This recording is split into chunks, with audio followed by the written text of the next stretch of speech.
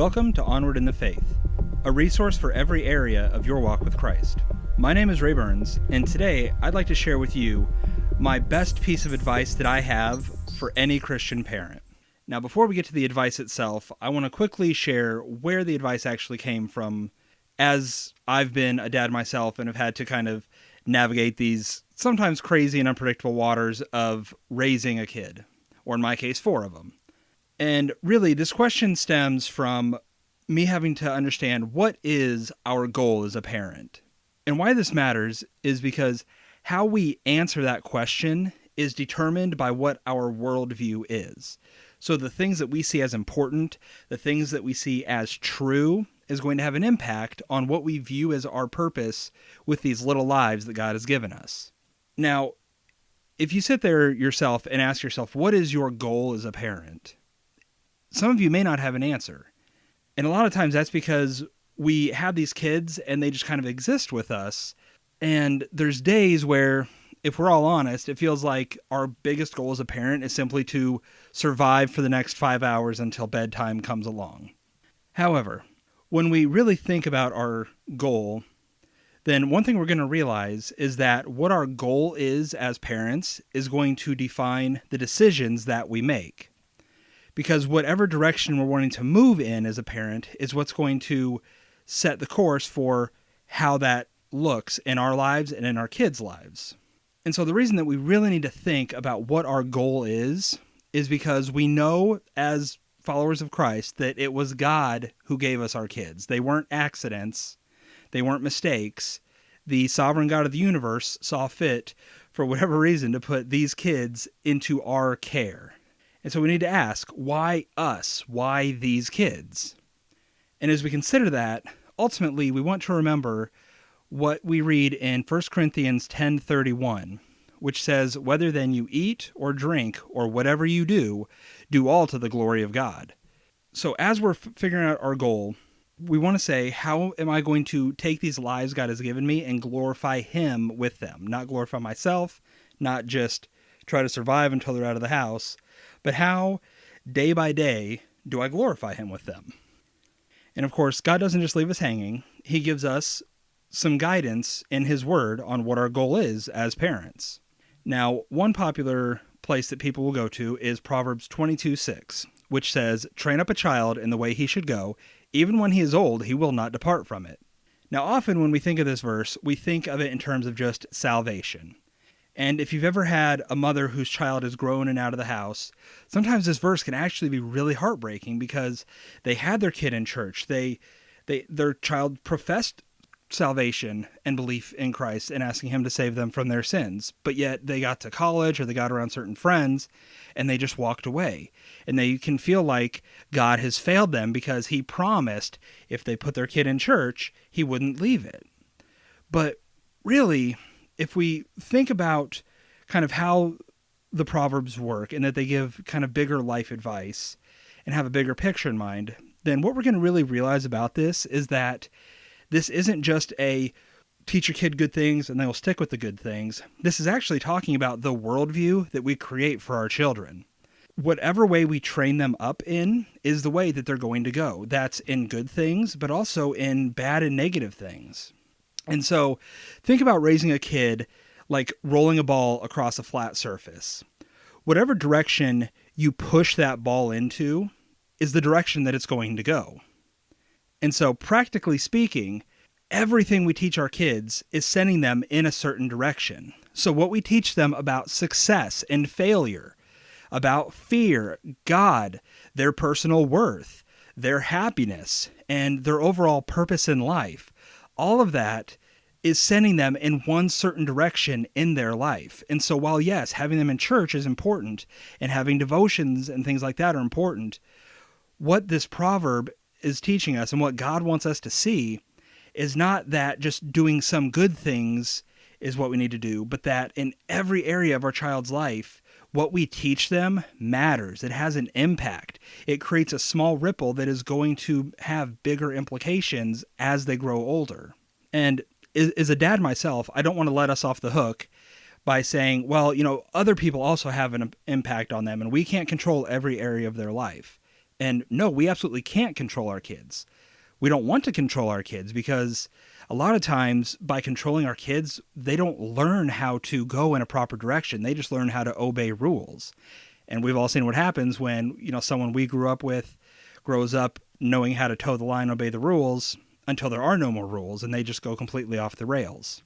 But here's the thing, even with the media or friends or college professors, those things have an influence on them, but we are still responsible because how they take in that information, how they allow those things to influence them is going to be based on what they learned from us, on the direction that we pushed them. And a lot of times, I think as parents, it's easy for us not to teach them how to think critically about those things, how to not engage with the world, and even not exposing them to different ideas or telling them it's okay to doubt your faith, and then teaching them how to handle that doubt.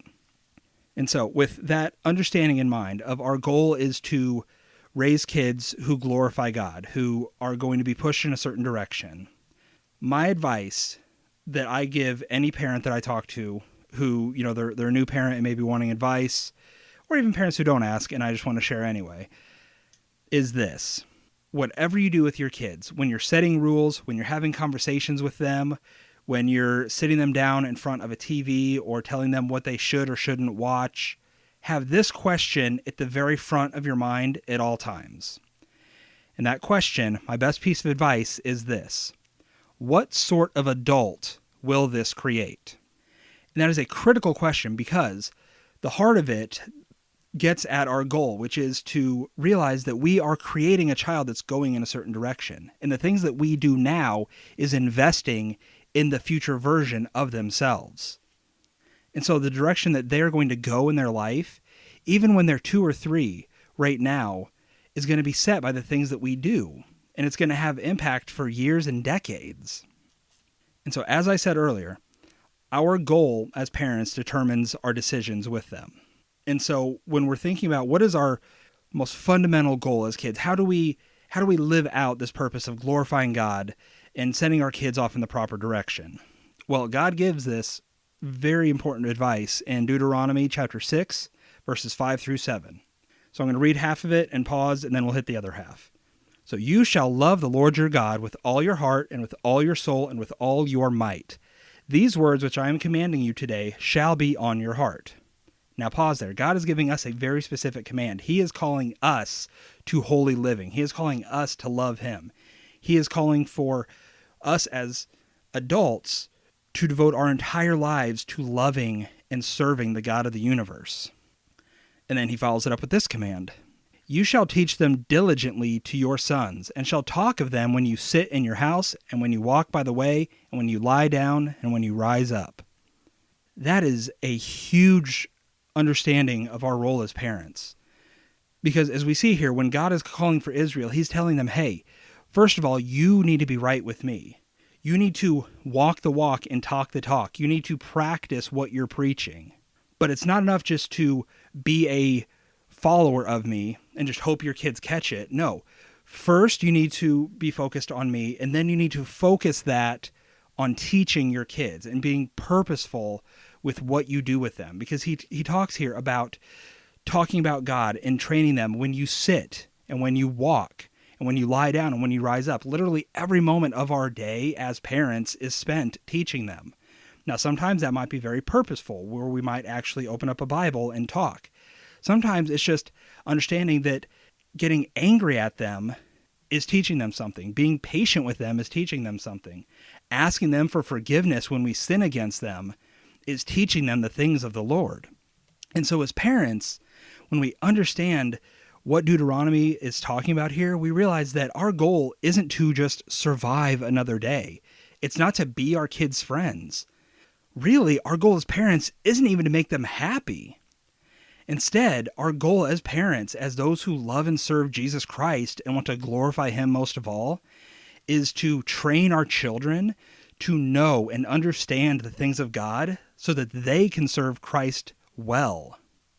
Just as we want to be those kinds of followers who love God so much and would do anything for him, would do anything to serve him and to get more of him. We want to train our children to be able to think and understand that very same idea.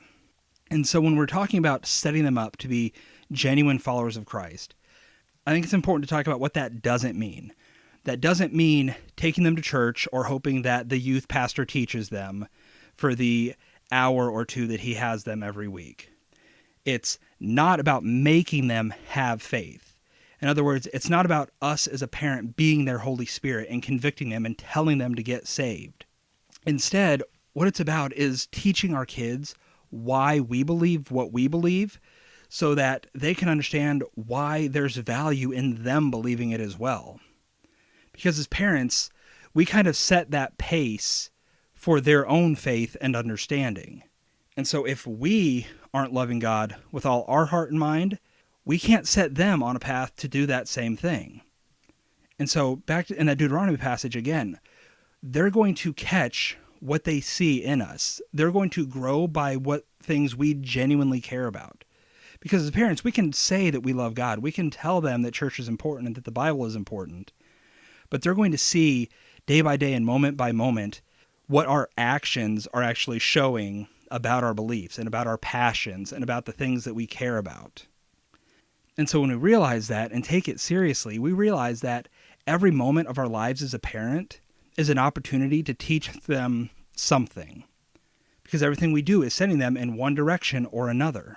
And so suddenly everyday things take on a very monumental opportunity because whatever we do with them is teaching them something. Sometimes it's minor things, sometimes it's major things. And as parents, we don't know what's going to stick. And so what's great about this is that because we want to honor Christ, because we want to love God and glorify Him in our lives and in how we're raising our children, it requires us to set priorities. And with that, it makes us ask ourselves an important question. Am I doing something that's best for me right now or best for my kids in the future? And again, that removes that idea of just surviving or getting through the day or getting through the moment. And it gives us a proper balance of happiness, both our own happiness as well as theirs. Because as parents, of course, we want them to be happy. We want them to smile and give us hugs and just all those great kid moments. But if everything we do is focused on their happiness now, there's a very good chance we are causing long-term devastation to the future versions of themselves. And as parents, that needs to be the child that we're focusing on is, yes, love them now. And, obviously, if it's wise, make them happy. But we need to ask ourselves, how is that future version of my child, who I love so much, being impacted by this decision to distract them with the TV or be around friends who I know are not good for them, or to listen to certain music, or to have certain goals in life. And so as parents, this has a lot that we need to think about, because everything we do, the time we spend with them, the time we spend apart, is creating a certain kind of person. The things they do apart from us are impacted by the things they've done with us and learned and have found value in. And so it's important for us to take this seriously, because who they become is going to be a result of the worldview that we equipped them with. And this is going to affect so much about how they understand the world. It's going to affect their relationships, because as parents, if we teach them that we, these people who are supposed to love them more than anyone else in the world, if we teach them that love is angry or abusive or distant or manipulative or constantly critical, that's what they're going to understand about love in the world. And so the friends that they hang around with, the husband or wife that they take, they're going to find people that show them love the same way that we have taught them love. Their view of God is going to be affected. And as dads, we have a doubly important task here, because we as fathers are a very broken and limited view of what God the Father is like. And so we as dads need to be modeling our relationships to our kids the same way that God demonstrates His love to us. And if you've ever known anyone who grew up in a church or grew up with an abusive dad or a distant dad, that is exactly how they think of God. They think that God is there ready to blow up at them for the slightest provocation, or just isn't even there and doesn't care. Why? Because that is how they understand the term father. And past that, it teaches them how to understand their own salvation. So as parents, if we are constantly telling our kids, they're awesome, you can do no wrong, everything about you is amazing, they're not going to see a need for repentance from their sins, because why would they? I'm awesome. I'm a good person. And then on the flip side of that, if we teach them that as long as you do what I say, I love you, then we're going to teach them that salvation is based on good actions and good works. It doesn't matter why they do it. It doesn't matter if they obey us and do what we say because they know that it's right and they're just taking what we've taught them. But if they are doing it out of fear or just trying to get mom or dad off their back, then as they grow up, they're going to view God that same way. In that, well, as long as I just do what's right, I'm good enough. Our kids' self-control is also impacted by us. So if we are constantly telling them yes or not teaching them to deny themselves, then they're going to grow up not knowing how to hear no from somebody else. And so because of that, they're only going to want to surround themselves with people who give them what they want. Or they're going to learn to manipulate people to get what they want because they don't understand a world where their desires are not uttermost to other people. And on top of that, they won't know how to say no to themselves because they didn't learn growing up that just because I want something doesn't mean I need that thing. Just because I can do something doesn't mean I should do it. As parents, we teach them that. And then going even bigger, how our kids understand their purpose in life is based on what they learn from us. So if we are the kind of parent where how our kid performs in a sport is how they get praise from us or how they achieve in school, that's going to teach them that their purpose in life is to be thought well of by others, that their value as a person is based on what they can achieve. But going the complete opposite direction, if we just want our kids just to be kids and have fun and they can worry about adult stuff when they're adults, we're going to raise adults that don't know how to be adults. And so their purpose in life is going to be, how can I have the most fun? How can I entertain myself? How can I make me happy? And so because our kids may grow up never having to focus and never having to do the hard work, they're not going to know how to do it as adults because it's not something you magically get on your birthday. It's something that you spend years learning from the people who love you most. And then as Christian parents, we need to realize that how they view church and their role in it is based on what we teach them. So if we just constantly send our kids to youth group and that's where they get the majority of their learning, then they're going to see church as something where they're supposed to be entertained and have fun. And depending on the youth group, they may not even understand that there are deep things about God that we need to think about and consider. Because if they're just getting, lighthearted, fluffy things, or it's all about activities and games, then their understanding of church is going to be, well, church is supposed to be fun. And when they become adults and we tell them, well, it's time to grow up now, they're not going to know how to exist in a setting like that because church to them isn't sitting and taking notes and listening to a good study by a pastor who knows how to read the Bible and preach it and bring glory to Christ in everything he says. That's not going to register to them. And hitting a little close to home, another thing we can teach them about church is that it's only important if there's nothing else going on. We've got sports that might be starting up soon depending on how this whole quarantine situation plays out. And a lot of Christian parents are going to be stuck with the question of, do I take my kid to baseball or soccer or football practice or whatever, or to take them to games on a Sunday? Do we skip church for this activity? Or do we start this activity at all, knowing that we need to commit our time to it if that means skipping church? And that sets a very dangerous precedent because if mom and dad don't think I should take this seriously, why should I? It's clearly only important as long as there's nothing else fun going on. And then a dangerous thing that we can teach our kids is to wear a mask to church. And I don't mean a cloth mask to prevent infection, but to be one person at home and another person at church. Because if we as parents are doing that, if we are yelling and cussing at our kids, if we are listening to certain kinds of music that clearly doesn't glorify God, if we're doing that stuff 6 days out of the week and then we clean up, we go to church, and we act like a totally different person, they see that. They know that. And that is what they think church is about. And so they're going to grow up saying, I don't want to be fake. I don't want to spend the rest of my life pretending. I spent 18 years pretending to be someone I'm not. I don't want to do it anymore. And on and on the examples could go of the different ways that we create certain adults by the decisions we make, the things we do, and the things we don't do today.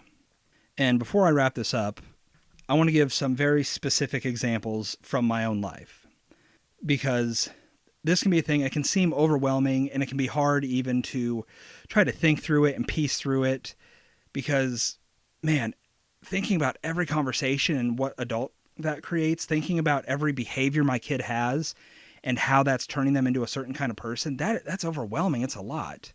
And it can be at first. But over time, our minds and our hearts just start changing because we're just constantly looking at that 18-year-old kid and who they are becoming. And so I just want to give an example of each of my 4 kids. Now, for my 2 oldest who kind of understand what my ministry is all about, I have gotten their permission to share this. So, I'm not sharing anything super sensitive, but they are aware that I'm putting this out there. So first I want to talk about Emma, my 12-year-old. Now, she is our first child. She is smart. She is independent. She is driven to get things done. She just has an awesome personality. And so 2 years later, when her younger brother came along, the responsibility came to her as the older sibling to kind of teach him and guide him. And, when he's 2 and 3, he doesn't know how to play and interact with her as much. And so she would kind of lead their games and things like that. And really what we saw developing here is really what I think drove me to understanding this question about what kind of adult am I creating? Because what we started noticing as parents is that Emma, while she was sweet and loving and kind, was also learning to be very bossy and controlling of her younger brother. And so when it came time to dealing with it, we started asking ourselves, okay, this is typical older kid behavior. It's very easy to excuse it. Everyone says this is how older kids behave. But we wanted to know, what kind of adult are we creating? Who is Emma going to become 10, 20 years from now? And so here are the spiritual and kind of foundational root things that we saw happening in her life. Number 1, she saw her desires and ideas as more important than someone else's. She was older and she thought that this was the right thing to do, so she wanted to do it, and she would fight anyone who told her otherwise, especially if it was her brother. She learned to manipulate those who were weaker than her or were just willing to trust her, because her brother obviously trusted her. She was the older kid. She knew what was going on, and so she was learning to control him and manipulate him in ways to make him think that he loved her ideas so that he would go along with them. And when he wouldn't, then what Emma was also learning is to fight with him instead of cooperate, or instead of give up her desires for someone else. Now, thinking even longer term, we were also seeing how she was treating a male who was on her same level. Because obviously, as her dad, she wouldn't treat me like that. And other older adults, she wouldn't treat like that. But here is a boy who is on her level, and she is learning how to treat boys. And of course, as we're thinking about the future her, we're thinking this is going to impact how she views marriage and how she views a husband and what she sees as ideal in a husband. Because if she's not learning conflict resolution and humility now, why is she going to do it later on? And then on the flip side, we also had to look at what she was teaching my son about how a woman should treat him. Because from his perspective, obviously his sister loved him, but she was very controlling. And so he was going to learn to just kind of be meek and find a woman who would control him because he was used to being told what to do. And ultimately, that would require him to marry a bully. And obviously, as a dad, I don't want any of my kids to marry someone who's going to control them or boss them around or bully them and make their desires more important than the other person's. And so ultimately, we saw that we were creating someone who was dominating and manipulative. And that's a hard thing to say because she's my kid and I love her very much, but we needed to be realistic with what we were seeing in her now and how that was going to play out in the future without any kind of intervention.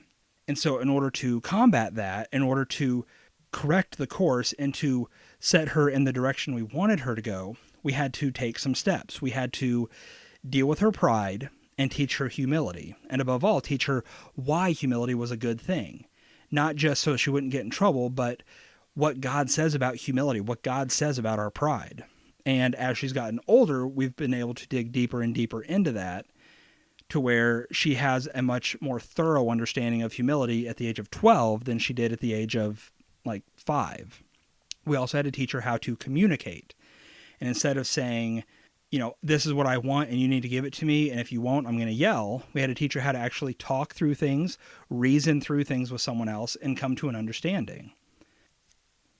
And the big thing that we've really focused on with her is teaching her how to love someone more than herself, because her brother is an excellent way for her to spend every day seeing someone who has weaknesses, seeing someone with faults, seeing someone who doesn't always want to do what she wants to do, and learning how to express what she desires, but be willing to accept that someone doesn't have to do what she wants just because she wants it.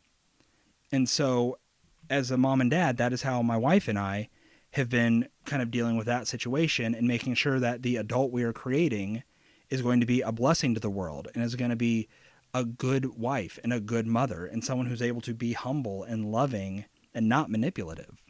Now I want to talk about my 10-year-old Max. Now, in our world, we have access to lots of shows, lots of YouTube videos, and lots of video games. It's very easy to just subscribe to any kind of digital service and just have a whole library of things to watch or things to play. And so as parents, obviously, we did the typical thing of limiting his access to electronics. But as I was watching him, I started noticing something, that when he would have his electronics time, he was very, very unfocused in what he would do. So if he would watch a show on Netflix or watch YouTube videos, he would very rarely finish what he was watching before bouncing to the next thing. When he would play video games, we have a kind of, think of Netflix but with video games. And so he would start up video games and play them for maybe a day, maybe a week. But as soon as that video game got hard or as soon as he got bored, he would just bounce to the next one.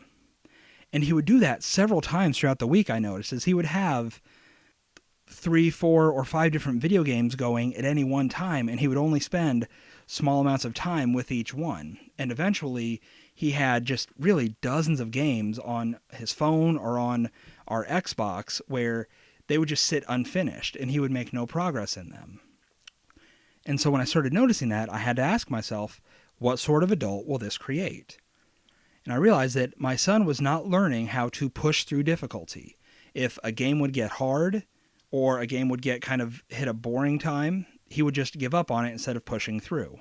With, his shows and YouTube videos, he wasn't learning contentment. He was instead looking for entertainment and mindlessness and something to constantly make him feel something he wanted to feel.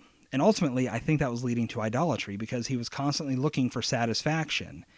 And the first few minutes of something might bring him satisfaction, but then that would wear off, and so he would go searching for the next new thing. And as adults, we know exactly what that's like because we do that in so many areas of our life where we find something, we think it'll satisfy us, it doesn't, and so we drop it and go find the next thing to satisfy us because surely this next thing is going to be the one. But another thing that he was starting to learn and develop was that he had no goals or purpose to his time that he was spending. He was just very mindlessly consuming video games or consuming YouTube videos. There was no goals or desires or things that he was even feeling good about doing. He wasn't learning anything. He wasn't growing. It was just time that he was allowed to have, and so he was mindlessly doing whatever without any real thought to it. Another thing that I noticed is that he wasn't trying to find value in this time he was spending. He just wanted distraction. And so he would watch a lot of these videos on YouTube that are kind of fun, but really serve no real point. It's just people talking loud and, doing nonsense.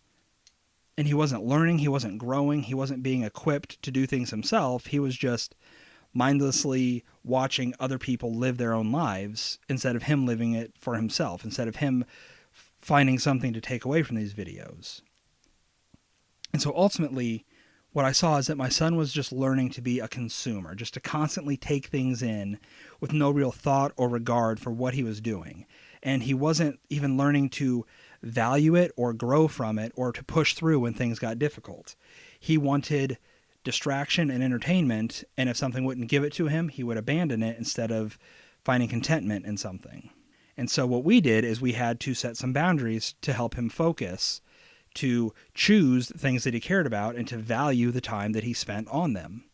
And so what we really did is, especially with his video games, is we told him, okay, Max, you can have 3 video games on your plate at any one time. In other words, there are 3 video games that he has to choose very carefully, because that's all he's going to get to play until something happens. Either 1, he needs to spend 2 weeks playing that game diligently to really make a decision that he just doesn't want it, that there's something wrong with it, and that he has a good reason not to finish. Or he has to beat that video game. And so I've seen him beat games that were hard. I've seen him spend days pushing through a difficult part of something, trying to defeat a boss or get past, some challenging bit. But he does it because this is all he has. Either he can try to win or he can do nothing at all and just not get that time with a game. And so I've seen him find a lot of joy in finishing what he starts because he doesn't really have any other choice. And then when it comes to watching, this is a little harder, but it was really about teaching him how to find things that he was interested in and find people on YouTube that were creating content that he actually wanted to watch.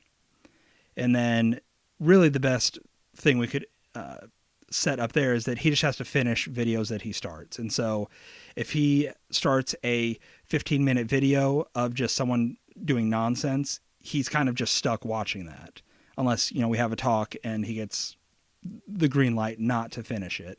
And, at the age of 10 now, as I was preparing for this podcast, I realized that we don't really have to talk about this stuff anymore. He inherently only has 3 video games that he's working on at a time. He is, at his basic level, driven to finish these things because he knows that I've started something and I need to finish it.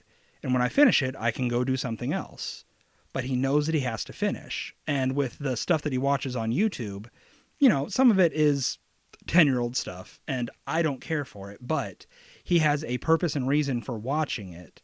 And I'll even find him sometimes just spending his electronics time watching videos to help him learn something that he just wants to know about. And I think that's awesome because as a parent, I want to create an adult who, if they're going to have electronics time, if they're going to play video games, they're finding value and purpose to that time.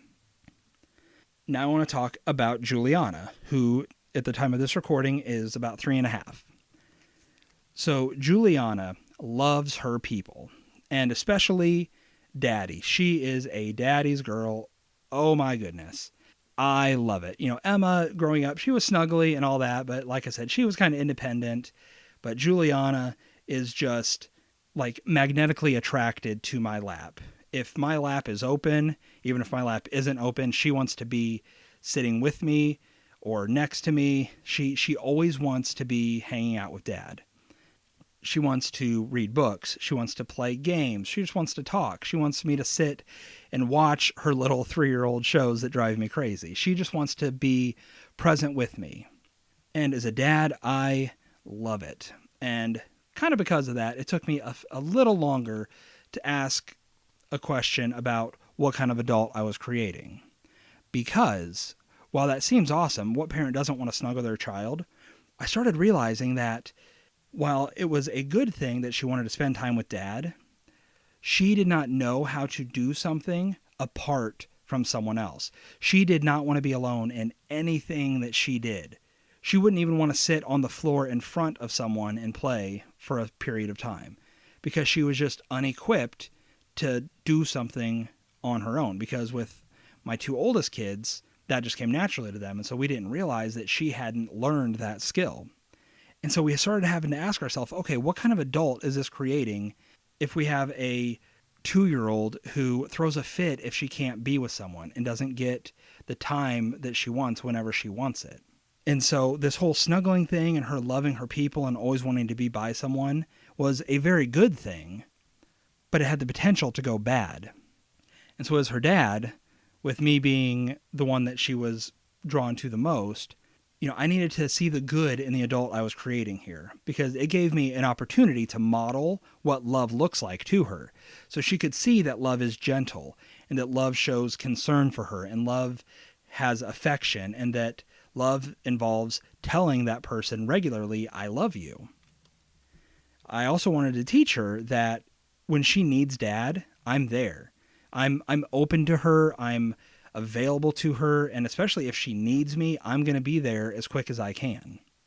And then the bigger picture I wanted to teach her was God's love and his openness for his children, because when we need God, he is there. But because I want to model God, I also wanted to make sure that I was giving my child something that was good instead of giving her something she thought she wanted that could be bad. And so here's where I was starting to see something that I personally loved. Because, Juliana, she's sweet and she's gentle and she fits so perfectly in my arms when she wants to snuggle. But here's where I was seeing some problems come up, is that she was, number one, unable to entertain herself or to be independent. And so she was becoming dependent on other people. If someone wasn't there to engage with her or entertain her, she had no idea what to do. And then she would get upset and angry and throw a fit if she couldn't have me. And so what kind of adult was I creating in the future? I could see that I was creating someone who would be able to compromise what was right in order to avoid loneliness or being left out. Because the most important thing to her was social engagement and having someone with her. She couldn't stand loneliness. She couldn't stand being independent. And so if that is what I teach her to value in life, is that above all else, she needs somebody, then she's going to compromise who she is and what she knows is right in order to find her ultimate purpose in life, which is to be with somebody. I was also realizing that she didn't understand boundaries, that when dad needs to write for his blog or work on a project or just talk to somebody, she needed to understand that just because she wanted me didn't mean that I had to give in to her demands every single time. And then above all, she just needed to accept no. That when dad doesn't want to sit and read a book at that time because I can't, or if I am unable to sit and snuggle or watch her show with her, she needs to just accept that I can't. And so dealing with this was very difficult because I didn't want to push her away, but I also didn't want to continue on a bad path. And so ultimately, the big ways that we've dealt with this so far are to set firm times when I am present near her, but I'm just unavailable. So now she knows that if she sees dad writing on the computer, she can ask to snuggle with me because sometimes I'm not working. But if I tell her, no, I'm working, I'm writing, she understands. And sometimes she'll go get her little keyboard and write right next to me. But also if I'm doing projects or doing a hobby that doesn't allow her to be on my lap or for her to be physically with me, she just learns to understand that there are things that dad does where she can see me, but that doesn't mean that she can have me as much as she wants in that moment. We've also tried to set her up for independent play. So one thing we realized is that she had a ton of toys and she had no idea how to play with them because there were just so many that she just became overwhelmed with her decisions. And so instead we trimmed down her toys and just tried to find certain ones that she would return to and learn to find value in. And on top of that, we were buying her toys that focused on things that she enjoyed doing. So we know that she likes building and she likes art and she likes using her fine motor skills. So we got things like stacking toys or coloring pages or these little cool magnet shapes where she can build different structures with them. But it wasn't just about teaching her independence. I also wanted her to know that time with people is valuable. And so what I've tried to focus on doing is to invite her in to my life without her having to ask. So if I'm sitting there reading a book, I'll ask her if she wants to sit and snuggle me while I read. Or I'll sit and say, Juliana, would you like to read a book? Or I'll offer to do different things with her, to build with her shapes or to color or whatever. Or if she's just sitting there playing independently, I will sit down and go to her and try to take part in her life as well, so that she knows that it's not all about her constantly having to ask, but that dad who loves her wants to just spend time with her.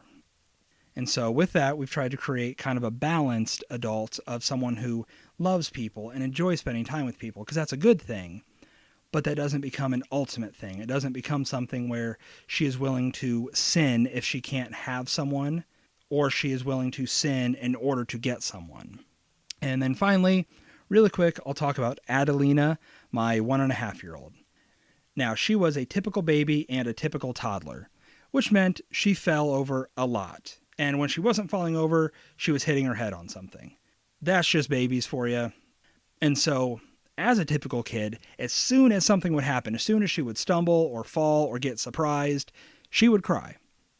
And most parents, it's easy for us to look at that and think, oh, well, that's whatever. Kids do that.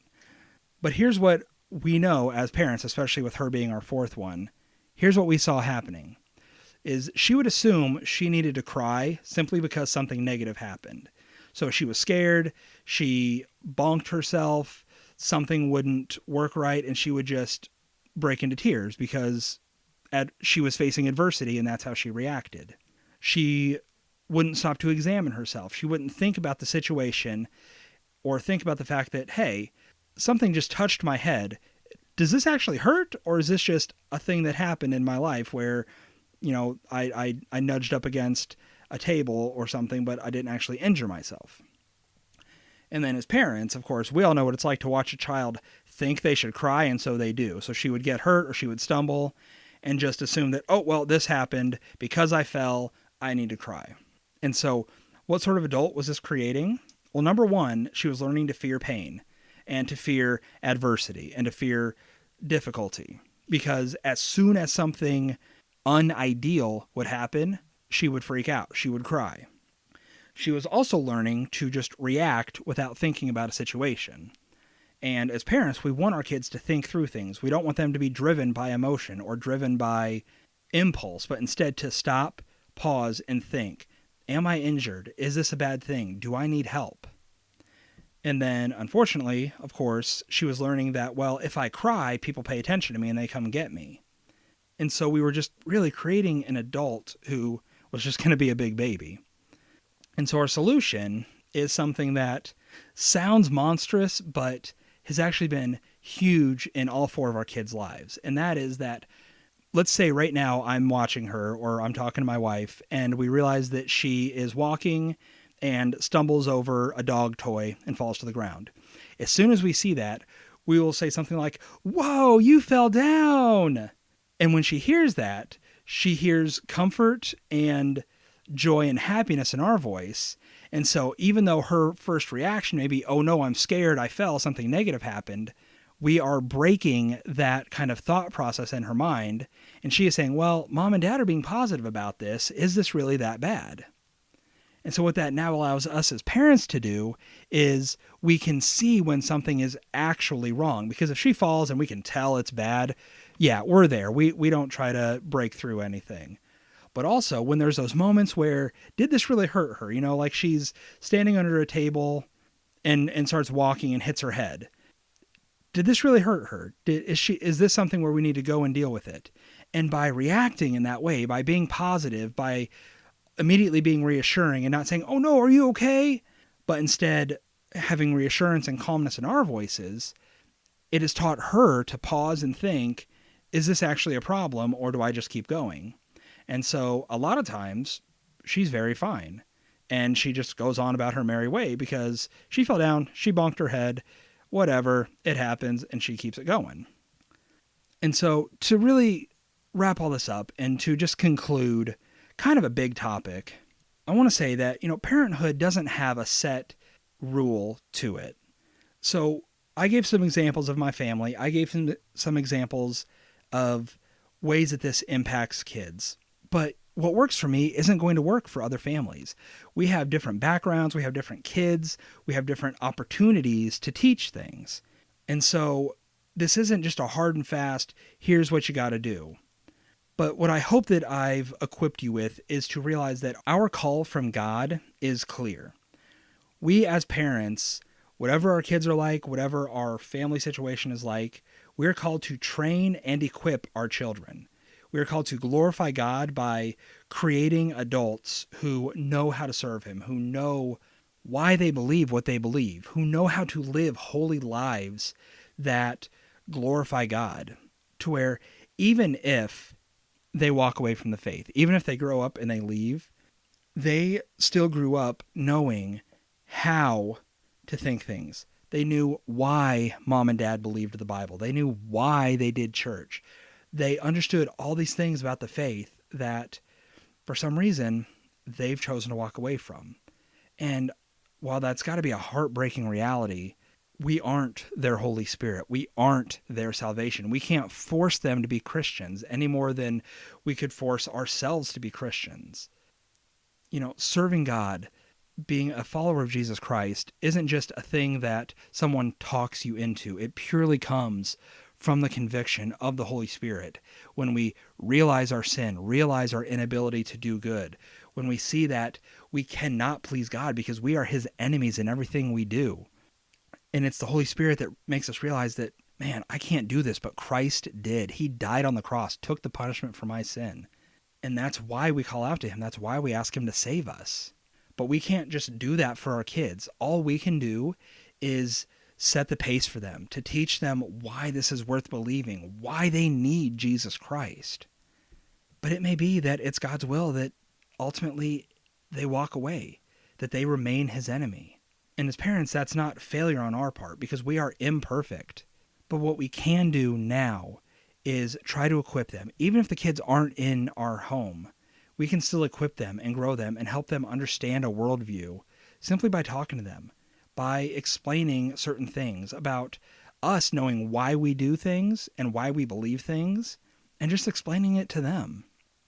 And so I want to cap this off with a verse that I hope is encouraging. And it's in Proverbs chapter 3, verses 5 and 6. It says, "Do not lean on your own understanding. In all your ways acknowledge Him, and He will make your paths straight." So, parent, mom, dad, grandparent, we can't do this on our own. Raising kids who love God isn't up to our own cleverness. Because it's easy to listen to this episode and hear this advice and say, well, what kind of adult am I creating? And just be overwhelmed, because if every moment of our lives is a teaching opportunity, there's no way we can succeed. We can't, in our brokenness and in our sinfulness, spend every moment constantly pointing our kids to God perfectly, always saying the perfect things, always making the perfect rules, always letting them do what's right and preventing what's wrong. We don't know. We can't do it. All we can do is submit to God. We seek His will. We go to Him in prayer. We pour our hearts out to Him. And we allow Him to transform our minds about how to raise these lives that He's given to us. And so, practically speaking, here's the best piece of other advice I can give. So, advice number 1, again, is with everything you do, ask yourself, what kind of adult am I creating? But when you've made that decision, when you say, well, I want to set up this rule because I want to create an adult who knows how to work hard, or we're not going to watch this TV show or listen to this kind of music because I don't want that to play a part in their worldview or how they understand life. Go through with those rules, but also explain it to your kids, because I have tried very hard to make sure that my kids understand absolutely everything that we do or don't do. And I'd like to think that it's successful because as a family, I make a lot of decisions and my wife makes a lot of decisions that go against what other people may do or think. And so when my kids' friends ask them, well, why do you do this? Why can't you do this? They can explain to their friends why that's the case. And hopefully, if pressed, they can explain to them why their parents see value in it. And so whether it's certain words that we don't say or places we don't go, shows that we don't watch or music that we listen to, hopefully at the end of it all, my kids can grow up and say, I'm thankful that we did this because I know why mom and dad had us do it. Or when they grow up, they could walk away and say, I don't believe in this. I don't think this is right. I don't think this is for me, but I know why dad did it. I know why he said those things. I know what he was trying to do. I don't agree with it, but I get it. And as parents, sometimes that's all we can hope for, is for them to say, this isn't for me, but I get it. I understand. I see the logic and the thought behind why my parents did what they did. And so, parent listening to this, you want to glorify God, you want to serve Jesus Christ, and above all, you want your kids to do the same. You want them to follow you and hopefully love God more than you ever have. Serve Christ with more power and more passion than you ever have. Please remember, parenthood is not about being perfect. It's about being faithful to our God. So, as you turn this podcast off, as I hope you go to God in prayer and really think about this, just keep 3 things in mind. 1, remember your goal. You want to create a mature adult who can serve Christ. Maybe they'll be a lawyer, maybe they'll be a doctor, maybe they won't be. Ultimately, as long as they're serving Christ, you know that wherever they end up is where God has for them to end up. Number 2, just keep asking yourself, what sort of adult will this create? With whatever rule you have, whatever conversation you have, the next time you're tempted to yell at them or get angry or to kind of cut them down with your words or ignore them, whether it's protecting them from their friends, whatever it is, just keep asking yourself, what adult am I creating? Who is this person going to be if this is what they learn about the world? And then finally, always keep an eye on the future version of this amazing life that God has put under your care. They know you love them, and you know you love them. You're going to make mistakes. But whatever you do, just remember that who they become is going to be a result of how we've taught them to live and how we've taught them to think and how we've taught them to understand the world that they live in. Thank you for listening to this episode of Onward in the Faith. I hope that if you're a parent or you have kids under your care, that this has encouraged but also equipped you to love and serve them more by being able to love and serve God more clearly and with a better goal in mind. If you found this episode valuable, or if you just enjoy this podcast in general, I would ask you to become a monthly donor and give as little as $1 every month to support this ministry. The link will be down in the description, but you can visit me at patreon.com/onwardinthefaith and give as much as you feel led to give. Down in the show notes, I will also link a blog article that I've written about this very topic if you would like to see it written out a little bit differently. Now, keep moving onward in your faith toward maturity in Christ.